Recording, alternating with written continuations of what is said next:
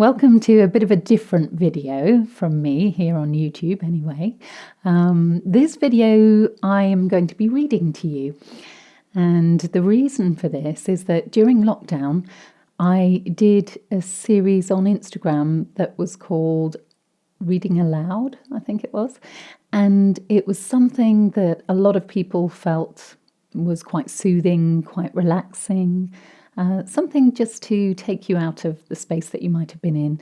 So for many of us, when we're feeling anxiety, when we're feeling tension, or when we just simply can't relax, when you've got lots of different things swimming around in your mind, then it's quite nice to be taken out of that, whether that's through a sound bath, maybe some mindfulness, some meditation, yoga. I personally love yoga.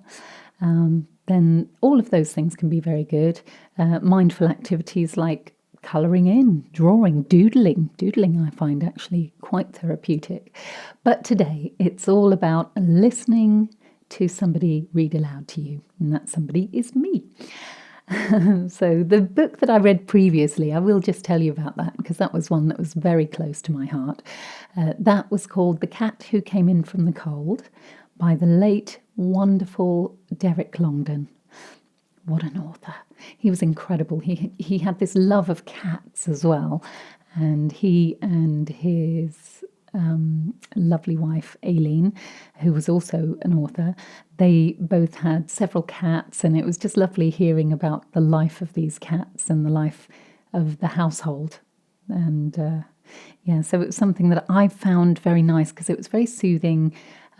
It didn't have any bad news in it. There was nothing jarring about it. And that's the case with the book that I'm going to read for you today. Because often if you've maybe got something on the TV that's in the background, if you've just left a mainstream channel on, or maybe even on YouTube, if you leave things just running and you manage to get into a relaxed state and then suddenly you've got something far more jarring, that can be quite uncomfortable. I've fallen asleep before and then woken up with a start when there's maybe a horror film on that I wasn't expecting. So I think just having a little bit of time to hear some things being read aloud is really nice. Plus, the reason I've chosen this book, which is Legends of Kids TV, I've marked my places because I've chosen some chapters especially for you to begin with. Firstly, this is a book that was written by my friend Garry, and I say that it was written by him. Well, it was. There's a little introduction by Garry for every entry, but the entries are actually a collection of contributions by legends, human legends of kids' TV. So we're looking at people like Dave Benson Phillips.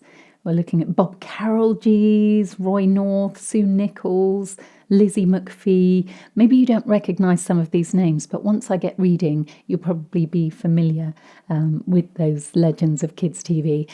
And I'm not getting paid to do this. This isn't. I'm not promoting this because I got a free copy. I bought the copy myself. So there is also a Legends of Kids TV 2, Volume 2, which, if this goes down well, if people like listening to this, then perhaps I will start reading that one as well.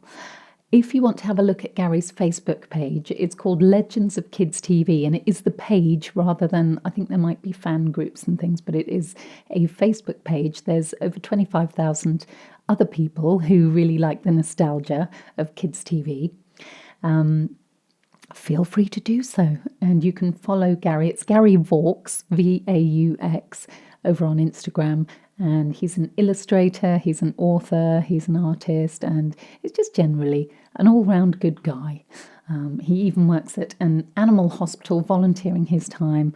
The same one, actually, if you ever watched Joanna Page, I can't remember what it was called, but it was on the BBC, and she went and volunteered at the same animal hospital. It's really quite beautiful, really quite lovely and quite interesting. So that's the kind of guy we're talking about here. And I think it would be nice just to read his introduction, or rather his, let me just find it. So we've got the foreword by Fingerbob's Rick Jones, who I'll also read a little bit from today.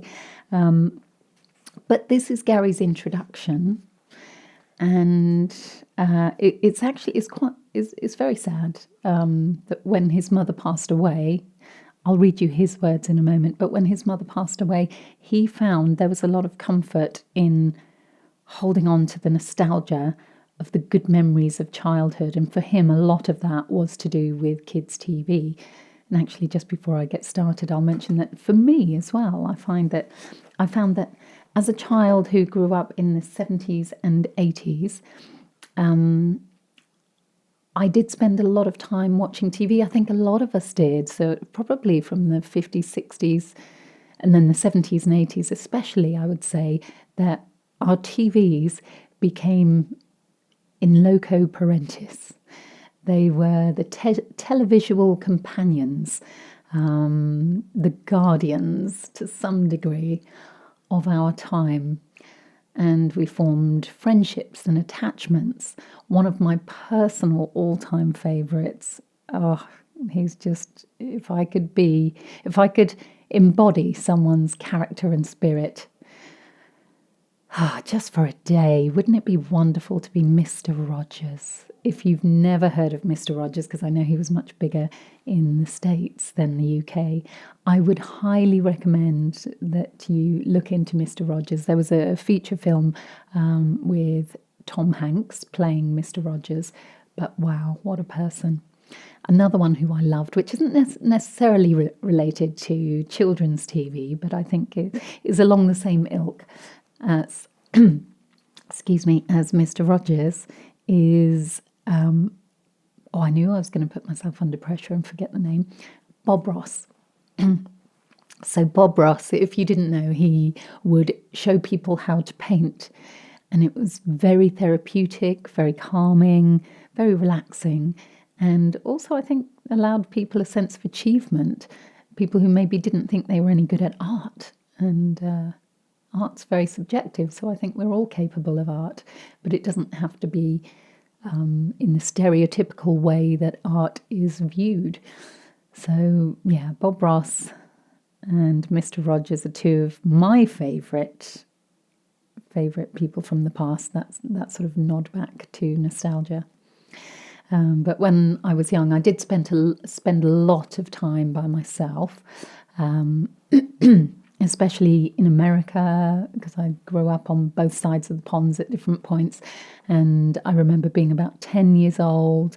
I used a lot of my own imagination. My parents were both working. Summer holidays or vacation, if you're stateside, was spent just using my imagination or watching TV. So I Dream of Jeannie, Bewitched was another one, Gilligan's Island, and I really enjoyed the fun of pretending that my bike was a horse, and we would go out and we would enjoy riding to the local shops, and I would sort of tie up my trusty horse outside my bike and go in, and I would think how I was getting things for the horse and myself. And it's just nice, that childhood creativity. I think there's something very lovely about getting back in touch with our inner children. So without further ado, I will start to read. And I hope that you enjoy listening to this. But here's Garry's introduction to the book. My mum passed away in 2004. It was a devastating experience, and since then, it felt more and more like the last links to my childhood had been broken. It made me reflect on my childhood days in Yorkshire and all the elements that made up those times. Beano books at Christmas, my yellow go-kart, toy cars kept in a suitcase, caravan holidays by the coast, my Spectrum 48K, a menagerie of pets, drawing cartoons, making models from cereal boxes and hours glued to the box. My mum warned me that my eyes would go square, and they did. Bagpuss, Doctor Who, Grange Hill, The Adventure Game, Fingerbobs, Rainbow, Pogle's Wood, Crackerjack, Swap Shop, to name but a few. were all an integral part of my childhood, and I began to wonder what happened to the people who had entertained me so much and what they were doing now. Some people were harder to track down than others, but all the more satisfying when I did finally get in touch with them. I have the internet to thank for this, as it's been an invaluable resource without which this book would have been considerably thinner. I originally started researching this book back in 2005, and I've been compiling it on and off since then. So this book was published in 2009, so some of the things that I read to you, I can't guarantee that they're going to be PC. The excerpts that I'm going to read to you today, I have not read before. Sorry, Garry, I've bought this book years ago, but then never read it yet. But I thought I'd sort of enjoy it and savour it along with you. So, apologies, sorry, not sorry for anything that isn't quite PC. As long as it's not super offensive, then I'm going to keep it in. Let's see. My mum always used to say I was a bit of a 2-minute wonder, and she was so right. But since her passing, I developed a newfound determination to actually finish something I'd started. And so here we are, a unique collection of interviews with the stars themselves. A very bittersweet project, personally, but one which has created some new friendships and something I'm sure she would be proud of. I'm sure too, Garry. I really do think she'd be so proud of you. And when Garry talks about being a 2-minute wonder, I would argue that Garry is a little bit like myself, a good ideas generator, like really able to come up with really good ideas, but then another idea comes in and then you're on to the next idea. And so sometimes it can be quite tricky to follow through with the ideas. So I suppose that's why sometimes it's really good to have teams of people working together, because then if you're a good ideas generator but you're not very good with the follow through, quite nice to collaborate with people a little bit and lean on your friends a bit and just, say that there are some things that maybe you're better at and other people are better at.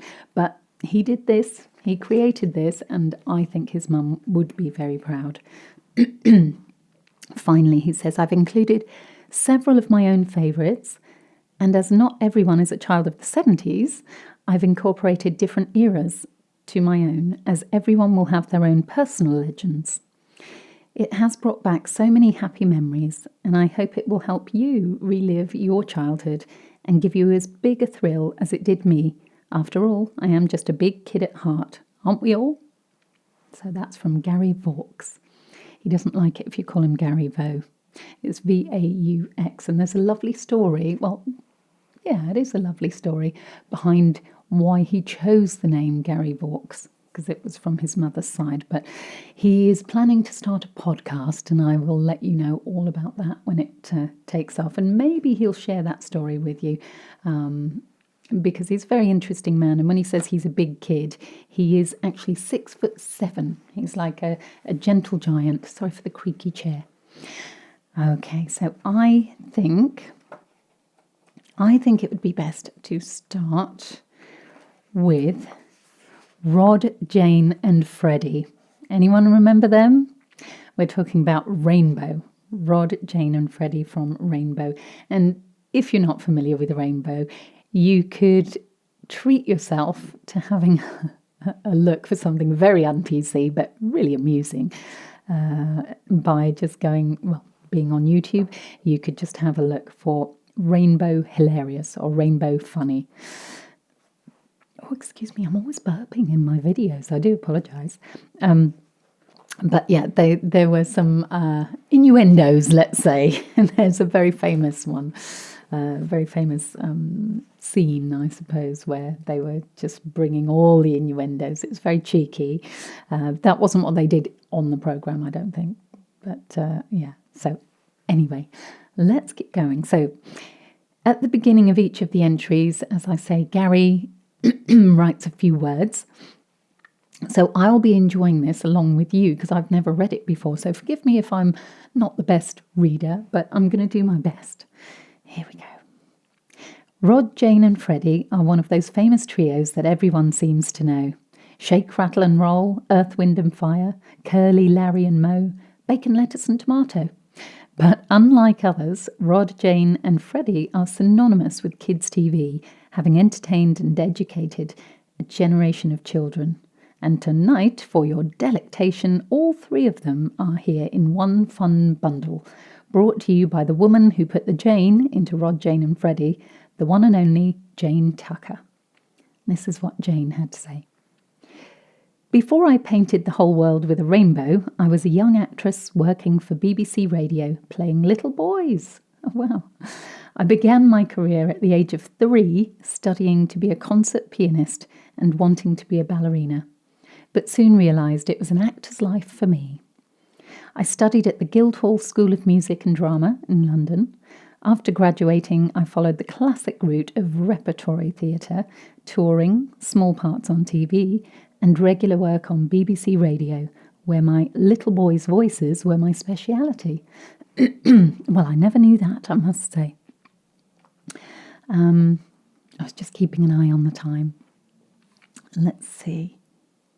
And I have to try and keep my place as well. That's a tricky thing, because if you're reading, you don't tend to look up a lot. But anyway, I feel I want to share with you. Okay, where were we? Little boys' voices were my speciality. Excuse I. I lived in the same town as Rod in Buckinghamshire at the time. Rod and I had known each other since childhood, and our lives went along in parallel lines.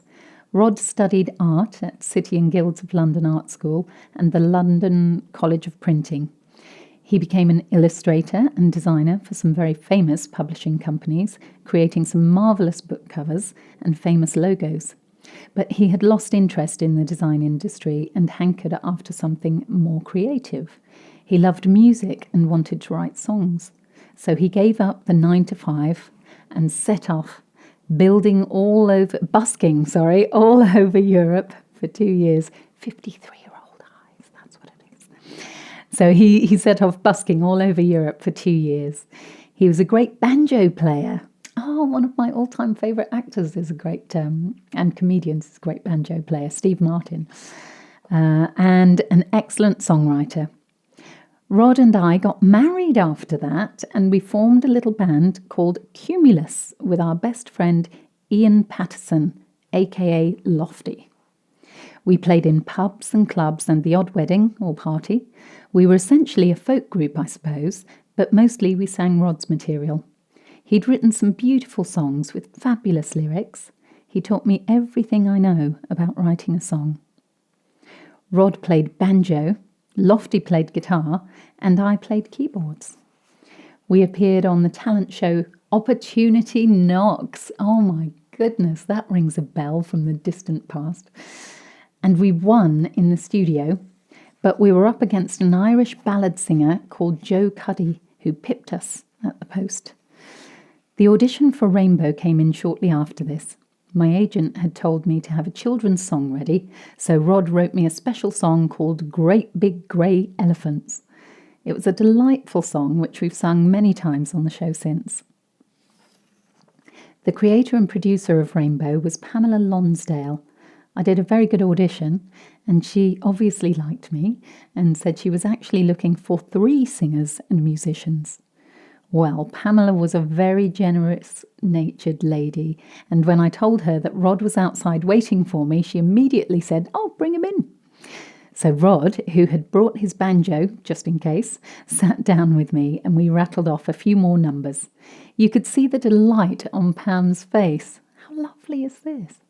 When we'd finished, she took us up to her office, where she handed us 2 rainbow badges and said, "Welcome to Rainbow."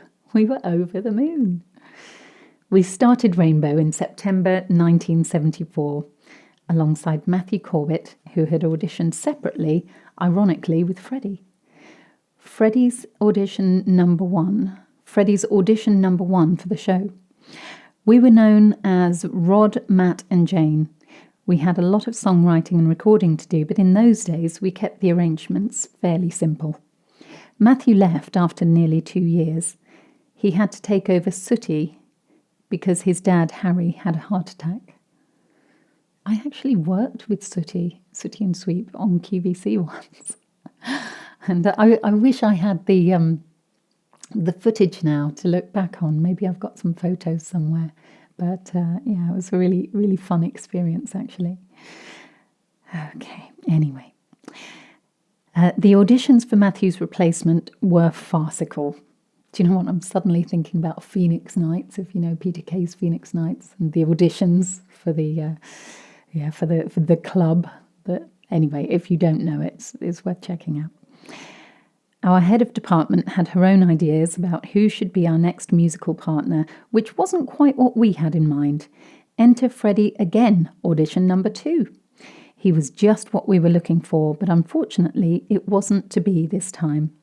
But because of an equity ruling, the newly appointed Rainbow recruit was axed, and it was back to the drawing board with a new set of auditions. This time, Roger Walker got the job and stayed with us for 3 years. By the time Roger left, we had a new head of department, so I called Freddy, who was in between acting jobs, and told him to get ready for another audition with Rainbow. He was rather sceptical about going through all that again, but I promised him it would be third time lucky, and it was. Freddy trained at the Central School of Speech and Drama. After graduating, he spent the next 9 years working in various repertory theatres throughout the country, playing everything from Shakespeare to musical theatre. Gosh, they really were so dramatically ambidextrous or creatively ambidextrous, weren't they? Just amazing.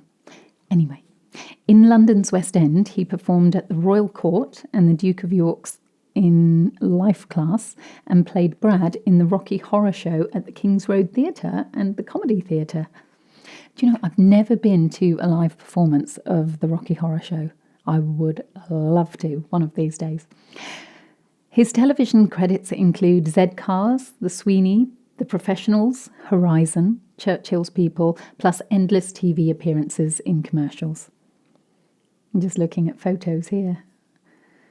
You won't really be able to see them from there all that well, but if you wanted to get the book, it is available, I think, through Amazon, or you can just look for it online.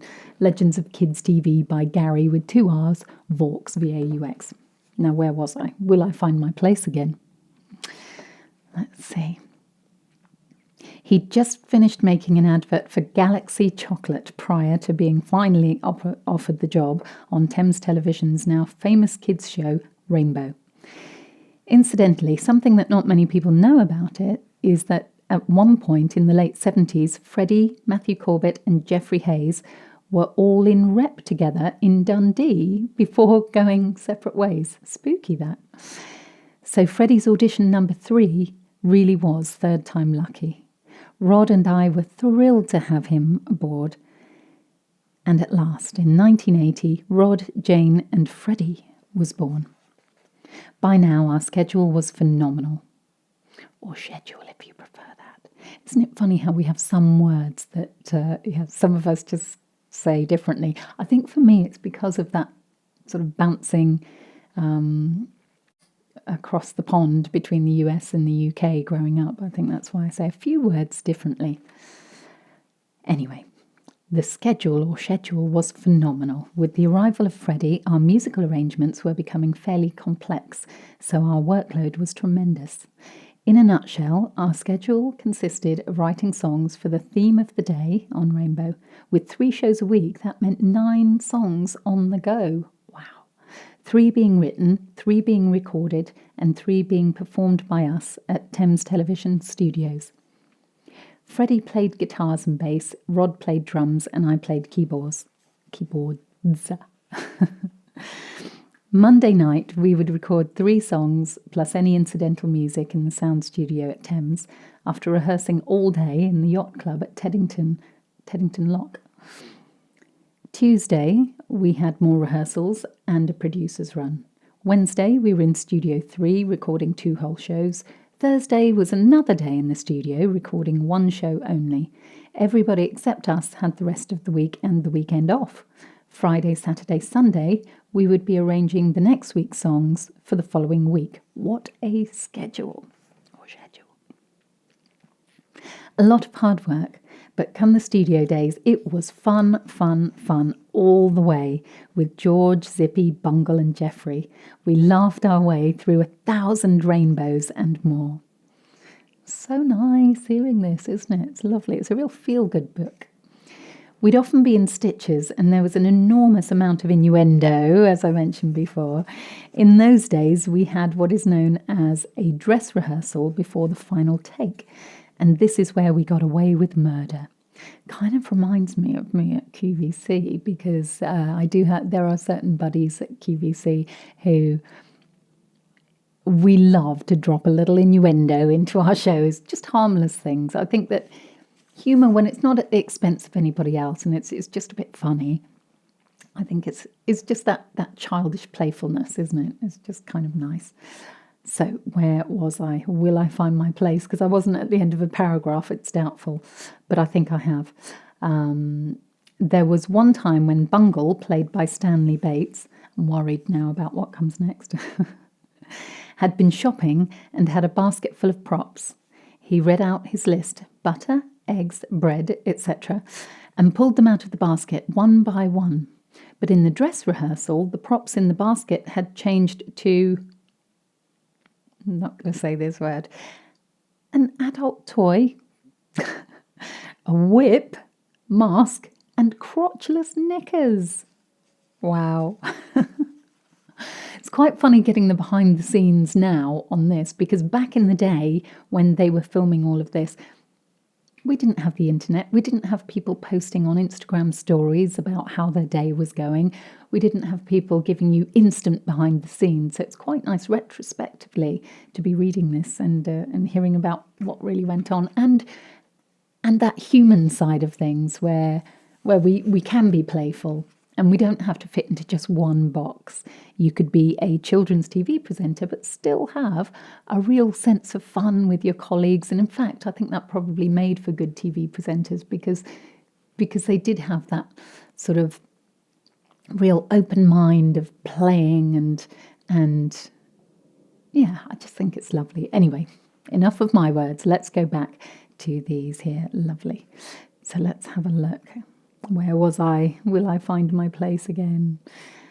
There was another time when we were all going for a picnic and Bungle had on his big khaki shorts. He laid out the picnic, bent over with his enormous bottom to the camera and said, "Oh, what an enormous spread." It's so cheeky, but I love it. Quite literally cheeky because he had his cheeks to the camera. Within a year of Freddy joining, we were given our own show. This came about when there was a spare slot in the programme schedules. A science programme called Spectrum had been dropped through lack of viewing figures. Charles Warren, our producer, offered it to us. He thought we could sit on 3 stools and sing old rainbow songs and be called Rondo or Allegro.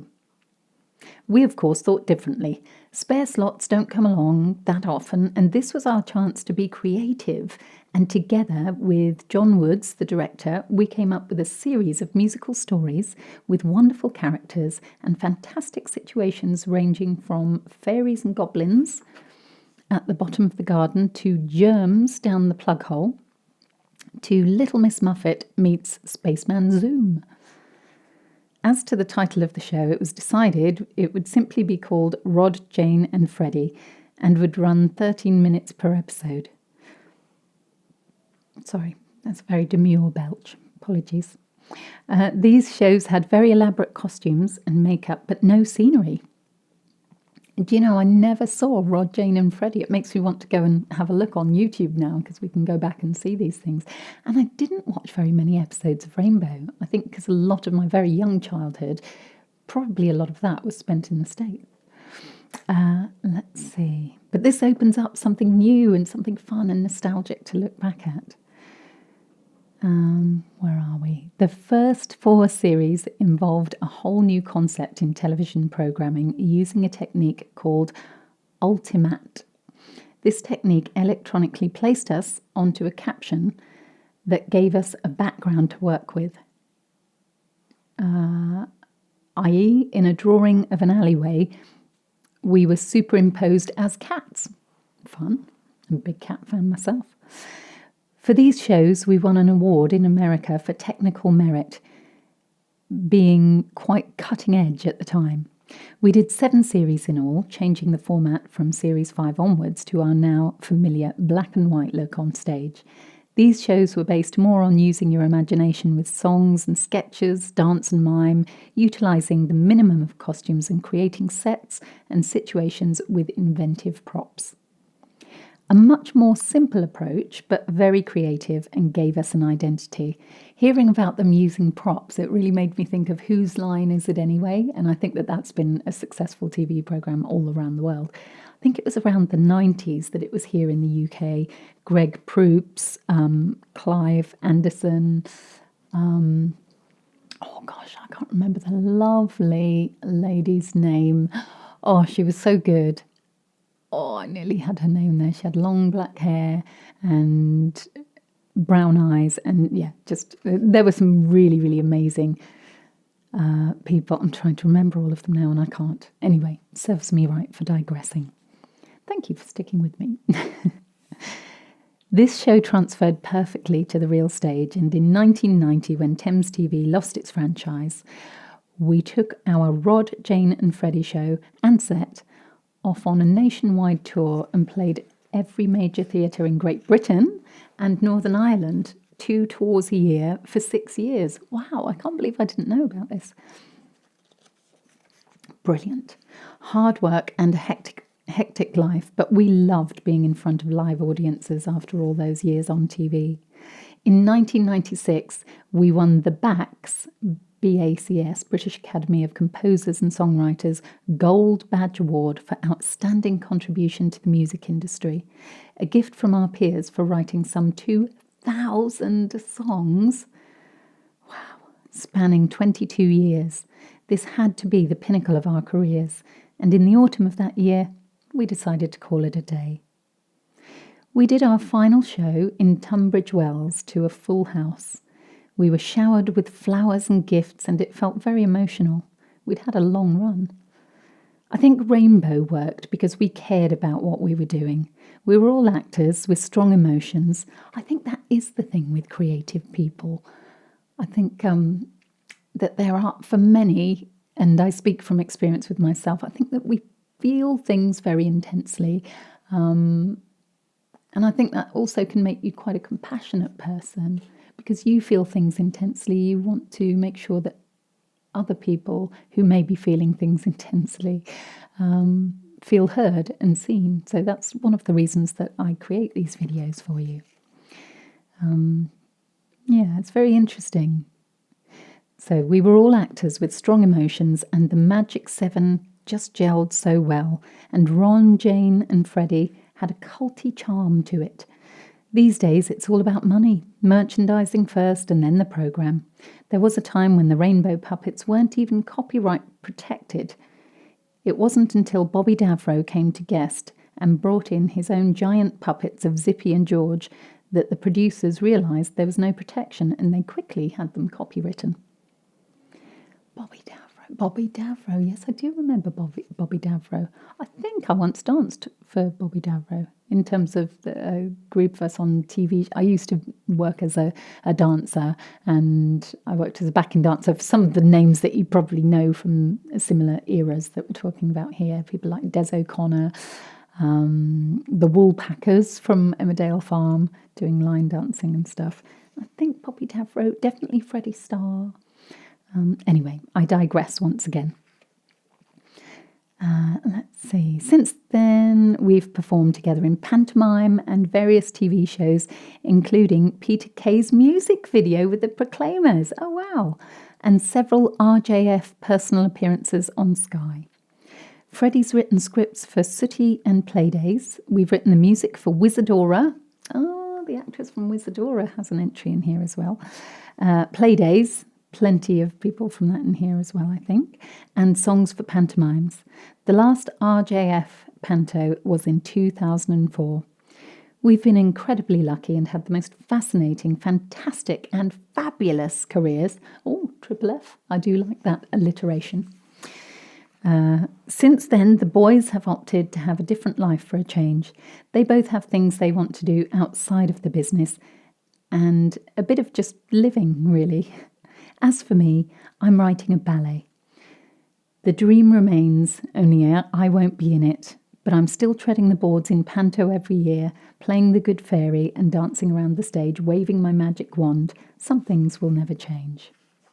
Well, that was really lovely. That was a great read. I really enjoyed that. I hope you enjoyed that too. I was thinking maybe I've got time just to read one more. I'll read one more chapter. I'll make this one just an introduction to just reading and seeing what you think of it.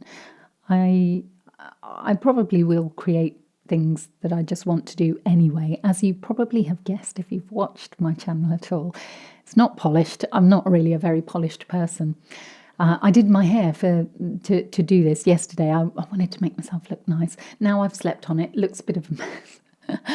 And yesterday, I'm going to be honest with you, I was filming yesterday and I didn't realise but the camera was steamed up. The lens was steamed up. So I spent a good nearly 2 hours creating things and it just wasn't usable. So it's all trial and error. But I'll read from Rick Jones' entry now. So Rick Jones, if you don't know Rick Jones, quite often we know the characters like lamb chops, Shari, I can't remember his name. Is it Lewis? Anyway, Shari and lamb chop. I think many of you will know them. They're in this later. But you tend to know more lamb chop, or you know Bungle or Zippy. You know the characters more than, well, I feel, more than maybe you remember the names of the people who brought them to life. So Fingerbobs, do you remember the little creatures, especially the little Fingerbobs mouse made of paper? Rick Jones was the finger. So he was featured on Play School and Fingerbobs. So this is Gary's entry about him. Yoffie. Do you know what it is? It's when my place marker just got in the way of the F's, and my 53-year-old eyes made me struggle a little bit to read it. I should have warned my readers, shouldn't I, really? Yoffie lifts a finger and a mouse appears. Those were the immortal lines that welcomed me into the world of Fingerbobs and had me glued to the box for years. It was unlike anything at the time, and it must have struck a creative chord in my storyteller. Forgive me, I'm going to go back a little bit because I've jumped another line. So it must have struck a creative chord in my preschool brain. Yoffie's deep, soothing tones and his calm manner were ideal as a storyteller, and I think that's why I still remember the programme so fondly to this day. Having bought a DVD of the whole series, it had me mesmerised once again, as it still retained all of its charm and humour. That's lovely, Gary. Even if I read it badly. I'm human. It's staying in. Now, here is Rick Jones' entry. And I think this one is probably fairly long. It's not quite as long as the previous entry, but after that, I'll leave it here. There are so many more in this book. Let's see, I think there must be about 40, something like that. There's a lot of people in there. Excuse me, with their anecdotes and things. I mean, from so many different shows as well. Even, did I mention Derek Jacobi and Danny John Jules? Richard Bryars, Emma Forbes, all these names that maybe you recognise. Here we go with Rick Jones' entry. In 1964, I was appearing with Donald Sutherland, Betsy Blair, Barbara Kelly, and Bernard Braden in Edgar Lee Masters' sweet reminiscence of his hometown called Spoon River Anthology. I don't know of that. I won the part in an audition with my ability to read verse, but when it was discovered I sang and played guitar, the musical duties, American folk songs of that period, fell mainly to me and a lovely lady called Isla Cameron. I was miffed at the time, as I so loved to display my acting talents with really good material like this. I suggest you obtain a copy and read it. It's a wonderful posthumous expose of the denizens of a small community. I don't know if I've pronounced that word. I've never come across denizens of a small community as illustrated by the discrepancies between their epitaphs written on stone and the truth of their lives in town. But as the production wore on, I realised it was an equal honour to sing the great folk tunes to full houses every night, and of course, in light of ensuing events, it was a seminal joy. Oh, sorry, I've made another mistake. It was seminal. Joy Whitby, a children's producer at the BBC, attended the show one evening and came backstage to invite me to join the production team of a new children's show called Play School. I think so many of us remember Play School. Through the Round Window, remember Humpty, Jemima, etc. I was married with 2 children, and although kiddies' entertainment had never crossed my mind as a career path, needs must when the devil drives. I accepted, and with it came a modicum of financial stability, since although the BBC was always a notoriously stingy payer, remember his words, "Hi BBC, not my words, I don't know." The shows were repeated daily, which doubled the money made, and it made it attractive. My wife, at the time, I remember, was pleased. Julie Stevens, who became a lifelong friend, I believe was the first girl I worked with on the show, but it may have been Virginia Stride or even Carol Shell. After all these years and so many round or square windows, it's all a bit misty, a bit like the camera yesterday. I believe Yofi is Hebrew for happy or cheerful or some such. It was the work of Joanne and Michael Cole, 2 of the sweetest humans who ever graced this planet. They are no longer with us, worse luck. But if they were, I'd go anywhere and do anything for them. They were the creative engine and allowed me carte blanche for all the silliness that occurred. It was such hard work scooting around under tables with one's fingers up little animals' bums. Puppets, by the way. That we finally engineered a system of slings on runners so I could whiz about manically down there, trying desperately to remember which character to stick up which entrance and on what cue. I lost weight. Some of the fairy dust got scraped off when I discovered that I'd been tricked into signing a contract with an outside contractor who had not promised to pay residuals. So none of the many years of repeat after repeat netted me 1 penny. Wow. I felt betrayed, as if I'd given them everything I could. It was the deceit of the producer, whose name has happily faded from memory, that caused this miscarriage. But as soon as I was in Hollywood producing a musical I'd written with 2 friends, even his pasty face dissolved into the waters of forgetfulness. I like the way that he writes. I can't necessarily read it amazingly well. The show brought children to me everywhere I went, and there is no finer approbation than the glee of children. Fingerbobs himself, or I suppose I should say itself, remains, though, as a constant reminder of the little studio in Covent Garden and the wonderful cameraman who'd covered every war up until then, and had had enough war, John Abbott. He conspired with me on the last day of shooting to not cut the camera on demand, but leave it running as I sneaked the struggling finger mouse into the dregs of my coffee cup and drowned the little beggar. What joy! That's a wrap. Before children's TV, I had played Mercutio to Jane Asher's Juliet. I believe David Weston played Romeo. For rediffusion, to further nail the period, I'd been a long-serving member of David Scace's Manchester Library Theatre with Anthony Hopkins, Garfield Morgan et al., in what was considered its heyday, where I originated a role in a play called You've Never Had It So Good, which also played at Coventry Rep with Trevor Nunn, the lovely man directing, and did Orlando, Anthony the lead in Five Finger Exercise. Skase said my accent was more Arab than German, but the performance just managed to save me. David Skase was one of the great rough diamonds of the British theatre at that time. Extremely leftish, perhaps a communist, who always found the hidden social comment in Shakespeare and made it funny. I miss him, and he should be written about. Well, he has been now, at least in here. I don't know elsewhere.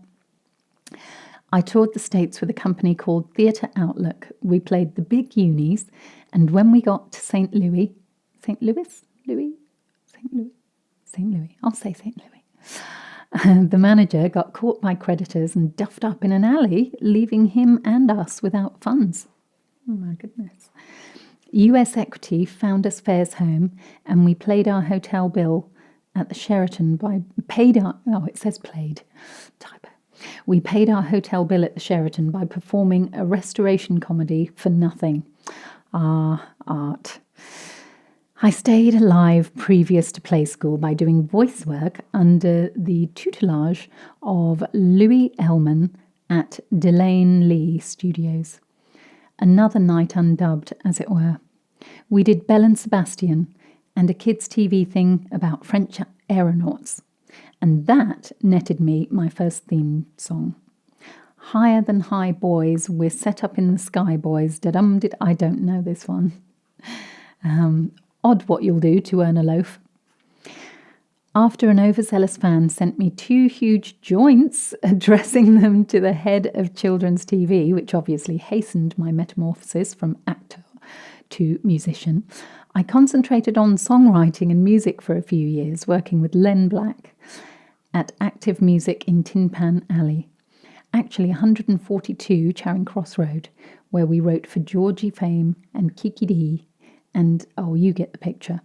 I sang in the Pickwick Club, partly owned by the father of my friend Jared Mankiewicz, and the renowned rock photog, where although this was one of only dozens of amazing things that happened to me in this club, I sang a particular song to the Beatles. Wow. They were all sitting in one booth and listened gracefully. I still blush considering my song choice. Terry Stamp and I had gone to drama school together, Webber Douglas, and we bumped into each other from time to time after we were working actors. He told me in a pub behind Charing Cross about this terrific group called the Silver Beatles he'd seen in Liverpool. Wow. Probably when he was touring in Taste of Honey. They're going to be enormous. Bigger than Sinatra, is how he put it. So when the maitre d' at the Pickwick whispered in my ear, "Look, it's the Silver Beatles," I knew who was walking into the club. Having been clued by the prescient Terence Stamp, wow, I waited until they had found a booth, then sauntered over and strummed out my rather sweet version of I Gave My Love a Cherry, a soppy old folk song more suited to Andy Williams than the Fab Four. But of course, they weren't the Fab Four back then. They were just 4 nice kids from Liverpool, only too happy to be boozing in a nice London club mid-afternoon, and even tolerant to the resident folk singer. Gosh. I mean, I knew lots of Bill Broomsey, Josh White, Roots Blues, you name it, but for some unknown reason chose to sing that old folk tune. They were charming. John grabbed my old Levin nylon string and flew about on it a bit, and they bought me a Canadian club and ginger ale, my tipple at the time. Ah, take me back. Let me sing a Maggie's Farm or something else, please. No one ever gave me any advice about anything regarding children's TV. Just as well, really. I wasn't the type to listen to it. Still, at the time, I suppose, at least I listen now, I have no regrets regarding my associations with the BBC, TV, and children's entertainment in general. It led me into the music business, which toughened me and prepared me for my years in a rock and roll band called Meal Ticket with Willie Finlayson, Steve Simpson, Chris Hunt, and Ray Flack. All more talented musically than me, but in need of an idiot to write songs for them, which, with the help of the amazing Dave Pearce, I did. All the while with Pearce and another Canadian called Steve Hammond, a man who could listen to Sibelius and jot down the score as if he were taking shorthand. We wrote Flash Fearless versus the Zorg Women, chapters 5 and 6, which eventually went on stage in Hollywood in 1981. And that event set me on my present course. I pray for a steady wind.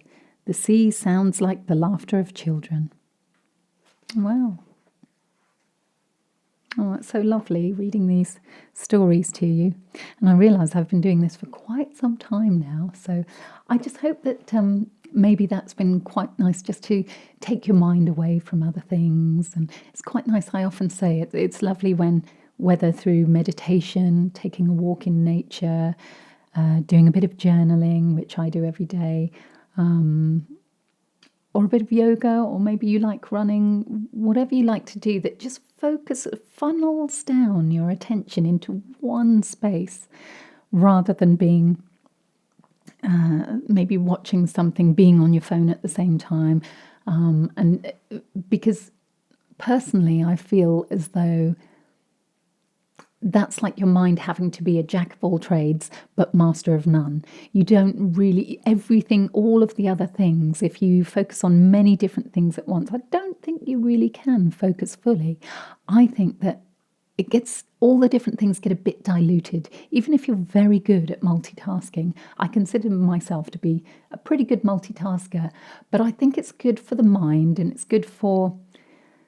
I think it's good for ourselves just to be a bit calm. And personally, I think that reading is a wonderful thing, and to hear people's stories and to have a little look back with nostalgic wonder at some of the legends of kids' TV, I think is rather a lovely thing.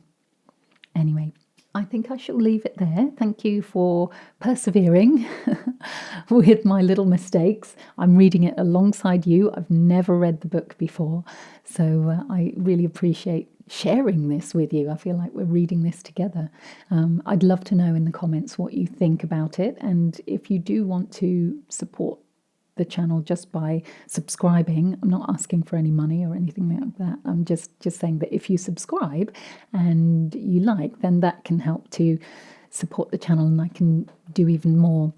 Incidentally, on that note, I know that at the time of filming this, when I put videos up, unfortunately, sometimes YouTube chooses to place an ad in the video. For that, I apologise and I am powerless to control. I think it's once I have there's a certain threshold I've got to meet in terms of then being able to switch off ads. So if you have seen some ads or heard some ads, well, you might have turned off by now. But just in case, I just thought I'd let you know I'm working on that. I can't do anything until I'm over a certain amount of views or followers or something. I think it's viewing hours or something. But then I get a notification, and when I get that notification, then I will turn off the ads. So hopefully you're watching at a time where maybe the ads have already been turned off. But if not, I apologise. It's beyond my control. But thank you again for supporting the channel, and I do hope that whatever you're doing for the rest of the day, you feel a little bit calmer, a little bit lighter, and have maybe a slight smile on your face from hearing some of those words from legends of kids' TV. Obviously, there's many of them who are no longer here, and it's nice to bring their words alive again. Right, I'm never very good at saying goodbye, so I'm just going to say it now. I'm going to practice. Goodbye for now.